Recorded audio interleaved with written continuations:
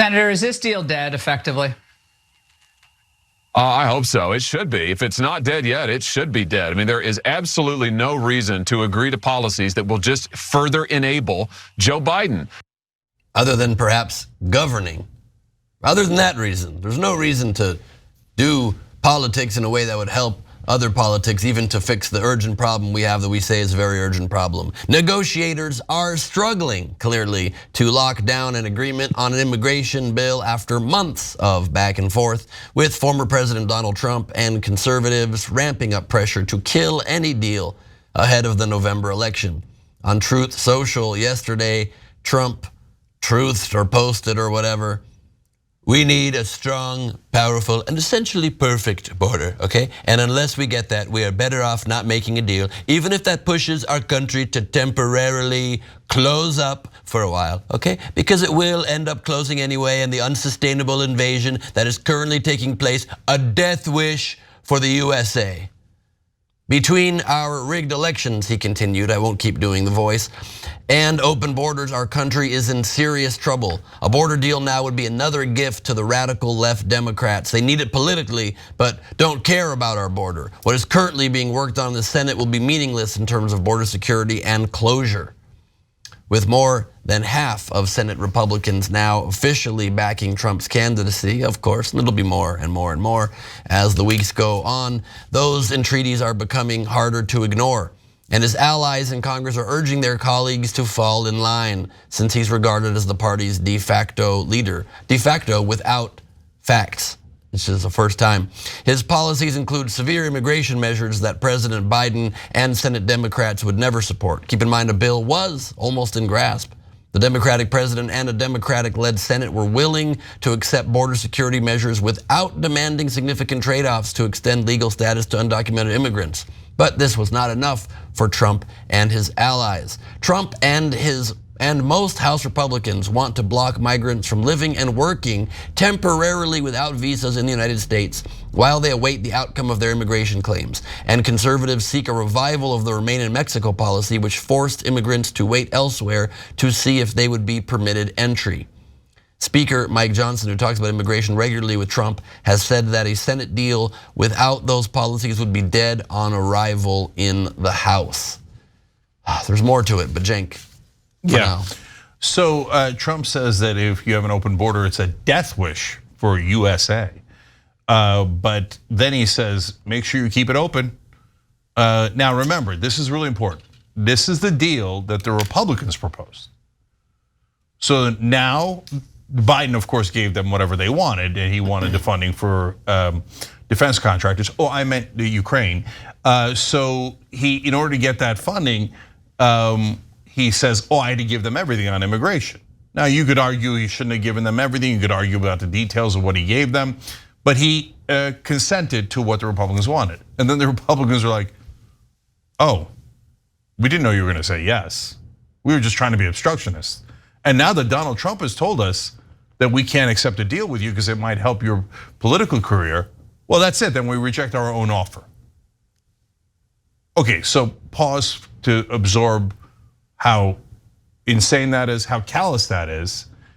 And by their own logic, that means they want open borders. And they say it's the worst thing in the world for America. The fentanyl is pouring in from the border. An invasion is coming from the border. And they just said, yeah, but we don't want to stop it because it might help Joe Biden. And it might hurt our beloved Donald Trump. And the political career of Donald Trump is infinitely more important than the average American. You just saw it with your own eyes. They offered a deal, Biden said yes. Now they go, oh no, it would hurt us politically. Forget it, let the border be open. Then okay, then you own it. And wait another year, a year until the next president comes in. Yeah, no, that's it. Republicans and Trump own the open border. If you think it's open, it is now definitively 100% because of the Republican Party.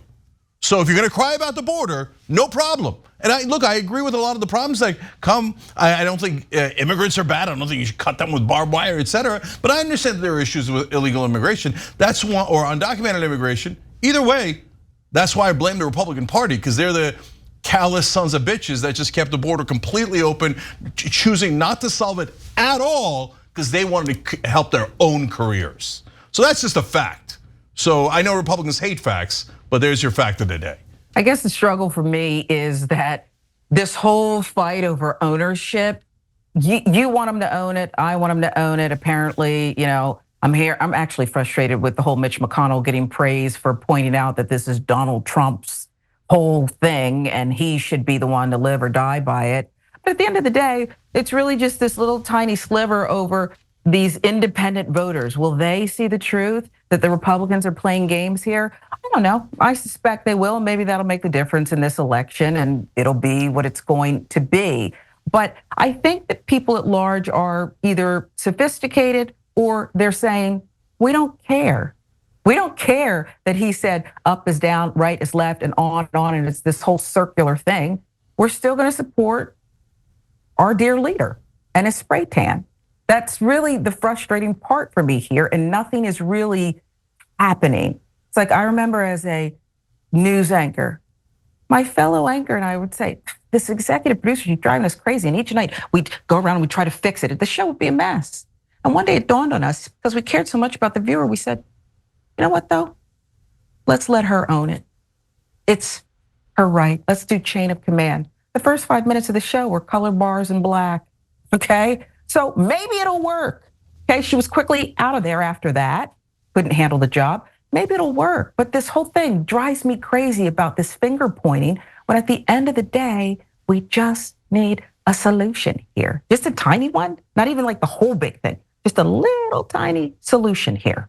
Yeah, and they had a solution, one that I don't necessarily agree with, but at least they had a solution. And now the Republicans took it away, even though it was their own proposal. And on exactly that, this is causing Republican supporters of a border deal to become livid with what Trump is doing, but livid probably like in a very meek, quiet way where they don't really call him out too much, because this is also affecting any assistance to Ukraine, Israel, and Taiwan. It does not help that those who are proponents of this deal are now casting doubt because of Trump's influence. Senate Minority Leader Mitch the Turtle McConnell told GOP senators that before border security talks began, immigration policy united Republicans and Ukraine aid divided them. Quote, politics on this have changed, McConnell said of solving the crisis at the US-Mexico border. That's because former President Donald Trump wants to run his 2024 campaign focusing on immigration. Feel like I've seen that playbook before. Quote, we don't want to do anything to undermine him.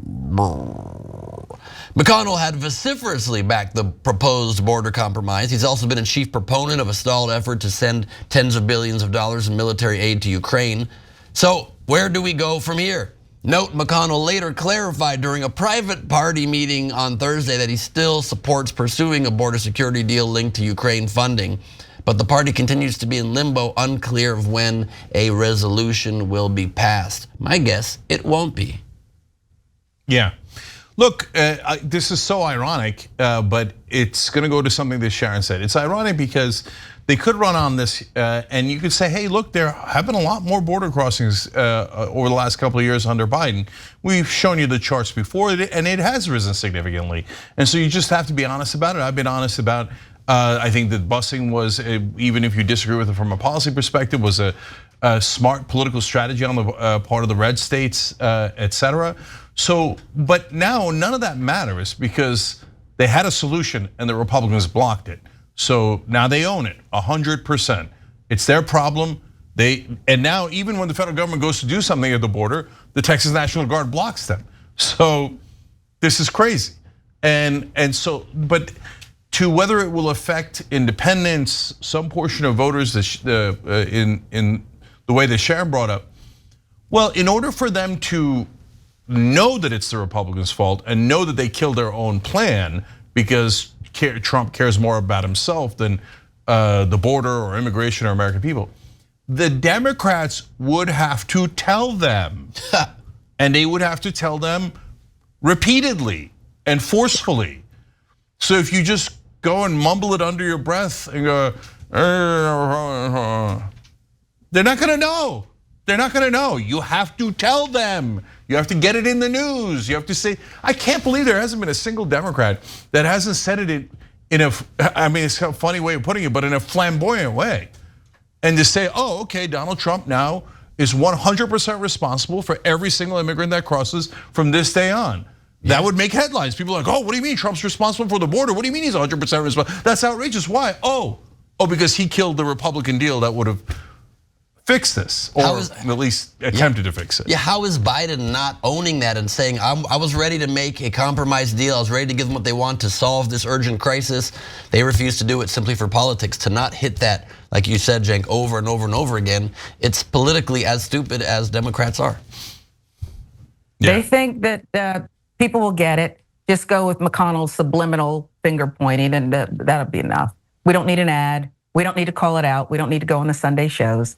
It's fine. People will read between the lines. Yeah, the official policy now of the Republican Party on their own deal is a Mitch McConnell freeze. Yeah. They literally did that. Okay, and so you guys are all right if the Democrats aren't all over the Sunday talk shows this weekend screaming from the rooftops of they own the border, they own the border, they're the ones who screwed it up, then they really don't know a single thing about politics, which is very likely. So you have that to look forward to. Thanks for watching. If you become a member, you get to watch all this ad-free, except for, of course, this ad. Still, hit the join button below.